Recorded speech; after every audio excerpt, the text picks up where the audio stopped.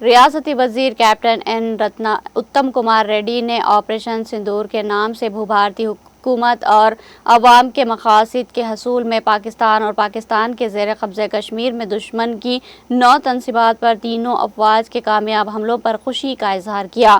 انہوں نے آج کوڈاڈو میں منعقدہ ایک نجی تقریب میں شرکت کے بعد میڈیا سے بات چیت کی۔ انہوں نے کہا کہ دہشت گردی کے خاتمے کے عمل میں تینوں افواج کی جانب سے دکھائی گئی بہادری پر ملک کو فخر ہے۔